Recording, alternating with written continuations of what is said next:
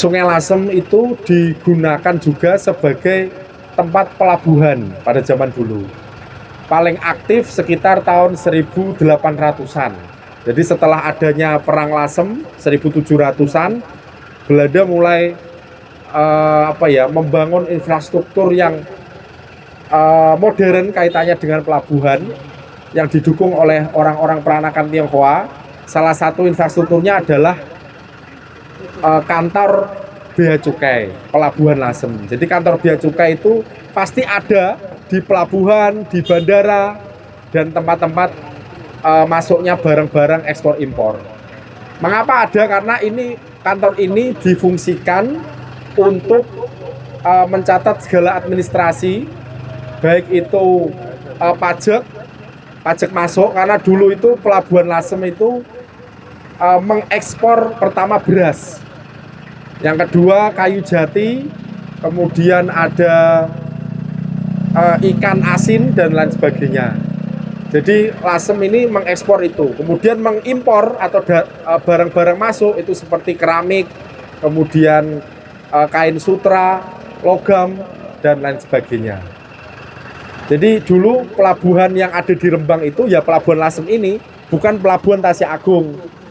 Karena Pelabuhan Tasya Agung itu baru ada bahkan setelah Indonesia merdeka. Pelabuhannya Rembang ya di sini, di Lasem ini. Gitu. Nah, itu hanya tersisa umpak atau pondasinya saja. Diperkirakan dulu kantor ini itu adalah rumah panggung. Sebenarnya sangat luas, tidak hanya 9 umpak saja, yaitu di situ juga masih ada.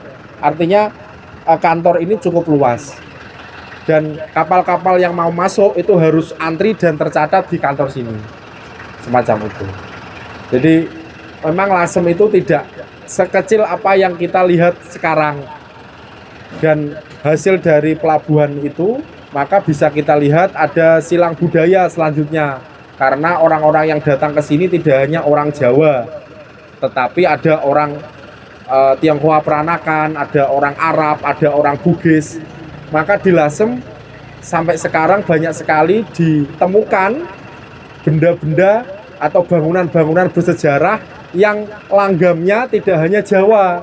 Langgamnya ada langgam Tionghoa, ada langgam Arab, ada langgam Belanda, dan lain sebagainya.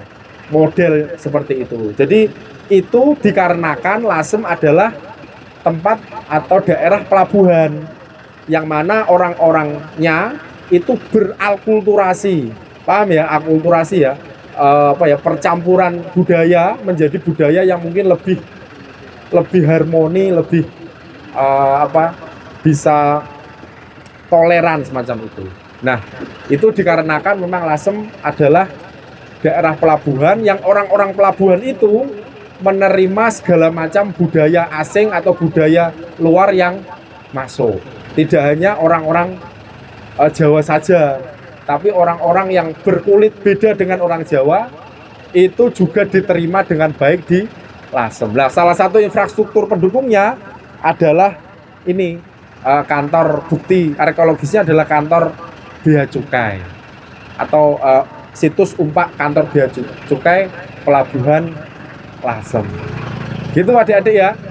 Jadi adik-adik sebagai orang Lasem, kenapa kok di Lasem banyak sekali bangunan-bangunan bersejarah, terutama berlanggam Cina, ada kelenteng dan sebagainya? Karena Lasem dulu itu daerah pelabuhan, titik pelabuhan jalur rempah, sehingga para pedagang-pedagang itu tidak hanya orang-orang Jawa saja, tapi banyak orang-orang mancanegara semacam itu. Dan mereka menatap di sini, beranak pinak di sini sampai sekarang.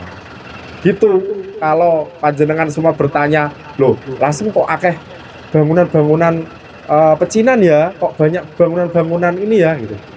Itu latar belakangnya. Karena daerah ini adalah daerah bahasanya ya, multikultur, kosmopolitan semacam itu, terbuka dengan semuanya, tidak saling memusuhi tapi terbuka dengan semuanya. Ada pertanyaan? Kalau tidak ada, ada, nggak ada.